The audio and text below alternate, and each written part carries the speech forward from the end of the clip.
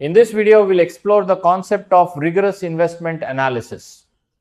To understand the financial markets, we must first answer the fundamental question: what is investing? At its core, investing involves an upfront commitment. You are taking a specific sum of money today and committing it with the expectation that you will earn returns on it over a specific investment horizon.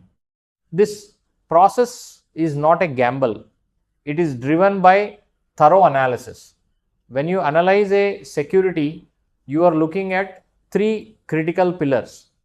First, you evaluate the safety versus the risk to understand the stability of the security.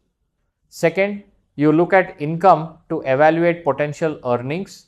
And third, you assess the growth potential to project what the value might be in the future. It is very important to understand that investing is very distinct from trading or speculative activities. Let us look at the differences between a trader and an investor. Their goals are fundamentally different. A trader or speculator wants to earn a profit by capturing the spread, which is the difference between the selling price and the buying price. They are motivated by historical price patterns and the hope that these patterns will reoccur. Their time horizon is usually short and they make directional bets based on incomplete information, often without any real change in the value of the underlying asset. On the other hand, an investor focuses on the potential of an asset's value to increase over a longer period. Their method involves a rigorous analysis of fundamental value, relying heavily on cash flow generation and risk assessment. Let us break down the different types of market participants who are not true investors. First, we have the speculator. This person bets on the short-term movement of asset prices based on a calculated guess. They take positions hoping for profits if their guess turns out to be correct. Then we have the chartist. This is a trader who depends entirely on price patterns and technical charting techniques to make decisions. Finally, there is the day trader. For a day trader, the entire cycle of investment and disinvestment is completed in a single day. They buy and sell within trading hours, never holding a position overnight. To truly think like an investor, you need to understand what drives value. Let us look at two scenarios where an asset's value increases. In scenario A, the asset generates higher cash flow without a proportionate increase in risk. In scenario B, the risk associated with the asset decreases without a proportionate decrease in cash flow. This balance between risk and cash flow is the key difference. Traders profit from price patterns and anomalies that are usually corrected within 3 to 6 months. Investors, however, focus on these fundamental value changes, which is a complicated task requiring a much higher level of rigor in analysis. Now, let us discuss the two main approaches to this task, starting with active investing. This approach is a continuous cycle. It begins with identifying a specific security or a set of securities. Then you move to the evaluate phase, where you constantly assess every security in your portfolio. The next step is to compare the price versus the intrinsic value. If the market price is less than the intrinsic value, you execute a buy order. This is shown as path A. Conversely, if the market price is greater than the intrinsic value, you execute a sell order shown as path B. The objective here is to earn a rate of return above the return generated by the broader asset class. This requires significantly more effort and a greater number of transactions. The alternative approach is passive investing. The concept here is to invest in a broad set of securities that fairly represent a select asset class. The most common strategy is the indexing strategy, where you simply buy all the securities that are part of a specific index. Your analysis is limited to the broader asset class because you do not decide on individual securities.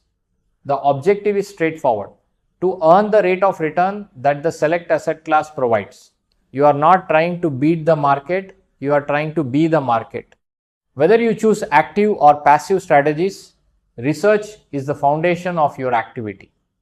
The role of research in investment activity rests on two pillars: research and analysis. Think of research as the gathering phase. This is where you obtain all necessary information to meet a set goal or answer a research question. Then comes analysis, which is the thinking phase.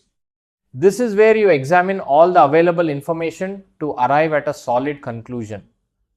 You cannot make good decisions without both pillars standing strong. A common starting point for this research is the company annual report. While this document is a treasure trove of data, it has limitations. It requires detailed scrutiny to find actual insights. Often, the information provided is not adequate for a complete picture. Furthermore, because it is published only once a year, the information becomes dated very quickly. It also often lacks depth regarding current industry conditions or the broader economy.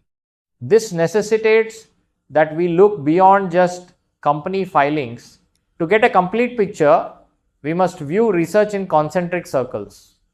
At the center is the company. Here, you conduct primary research, which might involve visiting facilities or speaking to customers, suppliers, and employees. The next circle is the industry. This involves speaking to industry experts and tracking actions taken by competitors. Finally, the outer circle is the economy. Here, you conduct secondary research to understand broader economic happenings and review market research reports. You need to understand the macro environment to understand the company's place within it. However, while gathering this information, there is a strict ethical mandate you must follow. Research must not involve collating insider information. Insider information has three specific characteristics. 1. It is price sensitive information. 2. It is not available to the public at large. And 3. It is available only to a handful of individuals closely connected to the company or their relatives who are privy to confidential info. Using this information is illegal and unethical.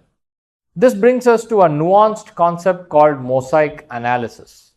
It helps us distinguish between illegal insider trading and smart research. Imagine you are putting together a puzzle. You collect pieces of public information and combine them with pieces of non-material, non-public information. Individually, these pieces may not be significant, but when you put them together, they form a critical insight or a mosaic. This is acceptable.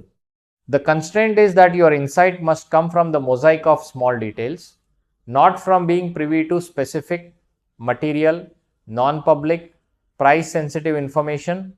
Let us look at a practical comparison to clarify the difference between insider information and mosaic analysis. In the first scenario, a CEO talks to you about an unpublished acquisition proposal. If you trade on this, it is illegal. Why? Because this is material non-public information. It has an immediate impact on buy or sell decisions. In the second scenario, an employee talks about an increasing workload in the purchase department. This indicates higher business activity, but on its own, it is not insider info. It is a valid piece of the mosaic. If you use this to build a case for investing, it is acceptable. Insider status depends on source, reliability, impact, and certainty.